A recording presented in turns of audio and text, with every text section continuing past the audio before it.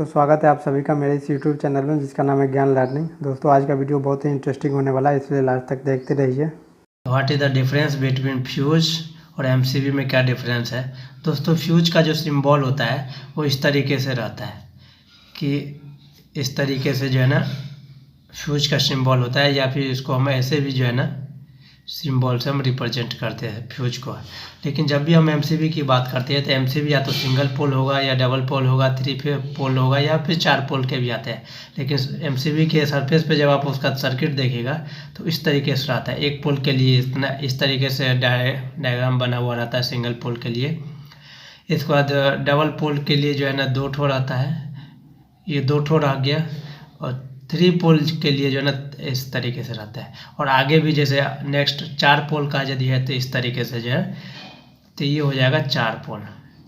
तो इस तरीके से आपने देखा कि 1 पोल, 2 पोल, 3 पोल और 4 पोल, ये अलग अलग पोल में आते हैं अकॉर्डिंग टू रिक्वायरमेंट।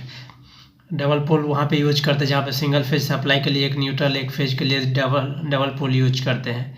इसका सिंगल वायर के लिए जो हम सिंगल पोल यूज करते हैं, 3 फेज के लिए हम 3 पोल यूज करते हैं।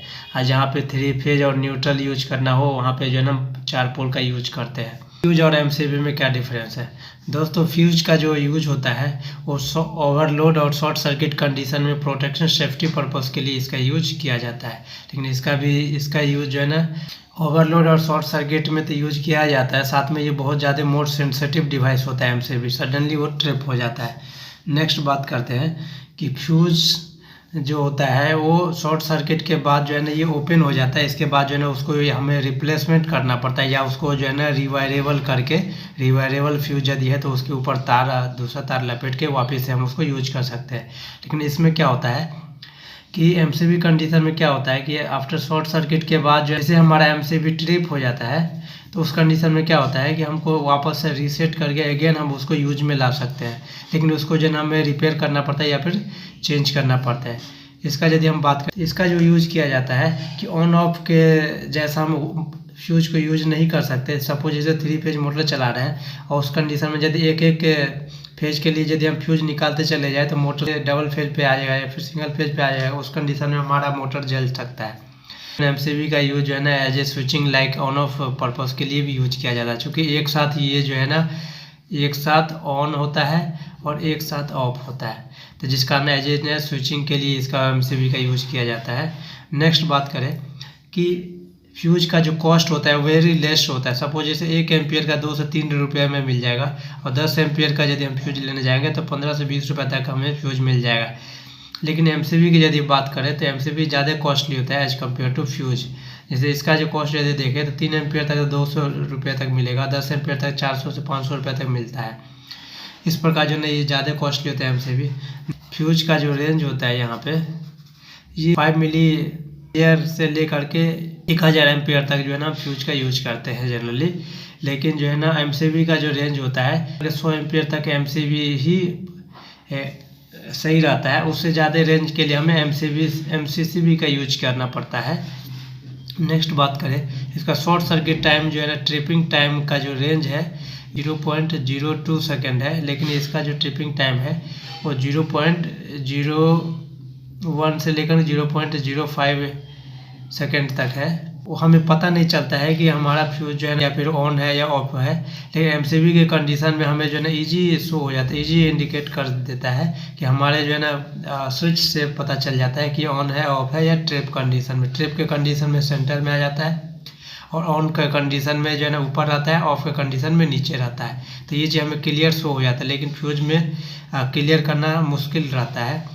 नेक्स्ट हम बात करें कि ऑन ऑफ कंडीशन में जो है ना इसको ऑपरेट करना जो है ऑपरेशन जो है ना स्पीड बहुत ही स्लो होता है। इसको बहुत ही सेफ्टी के साथ हमें इसको ऑन और ऑफ कर सकते हैं। इस कारण जो है ना स्पार्किंग होता रहता है। वहाँ पे जब हम काम करते थे वहाँ पे हैंड ग्लव्स या कुछ ना कुछ लगा करके सेफ्टी के साथ यहाँ पे वो ऑपरेट काम करना पड़ता है। लेकिन एमसीबी में ऐसा कोई नहीं रहता, क्योंकि इसका टर्मिनल पहले से ही एमसीबी का जो है ऑन ऑफ ऑपरेशन जो है ना स्पीड हाई होता है, क्योंकि उसके टर्मिनल जो है ना इनपुट आउटपुट साइड और पहले से ही उसको टाइट किया रहता है, जिस कारण स्पार्किंग होने के चांसेस कम रहते हैं। और उसी ऑन ऑफ स्विच बटन से जो है ना ऑन और ऑफ कर सकते हैं। इसका स्पीड जो है ना हाई होता है और कोई भी व्यक्ति उसको ईजी वे में जो है ना ऑपरेट कर सकता है। नेक्स्ट बात करें कि फ्यूज का जो है ना इसका सेफ्टी कम होता है, क्योंकि ड्यूरिंग काम करने के ड्यूरेशन में जो है ना इसका सेफ्टी कम होता है, लेकिन इसका सेफ्टी जो है ना ज़्यादा होता है as compare to fuse. MCB का सेफ्टी ज़्यादा होता है ऑपरेशन के लिए, और फ्यूज का ऑपरेशन कम होता है, क्योंकि थोड़ा सा भी लूज रहा तो ये स्पार्किंग करते रहेगा, लेकिन इसमें जो है ना स्पार्किंग नहीं करेगा जब हमारे दोनों टर्मिनल जब इनपुट आउटपुट वाले जो वायर जब टाइट रहेंगे। तो फ्यूज का जो किलो एम्पियर जो रेटिंग होता है ये हाई होता है, क्योंकि इसको जो है ना हाई रेटिंग तक जो हम फ्यूज जो है ना लगाते हैं। केवी किलो एम्पियर रेटिंग इसका जो है ना हाई होता है, लेकिन इसका केवी रेटिंग इसका लेस होता है, क्योंकि ईजी बर्न हो जाए। क्योंकि टर्मिनल यदि लूज है तो उस कंडीशन में हमारे टर्मिनल जल जाते हैं एमसीबी के।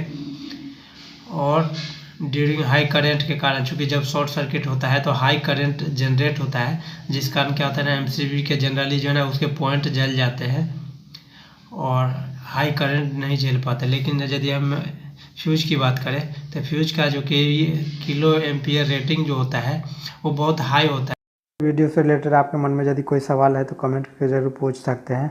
चैनल को सब्सक्राइब करें। Thanks for watching.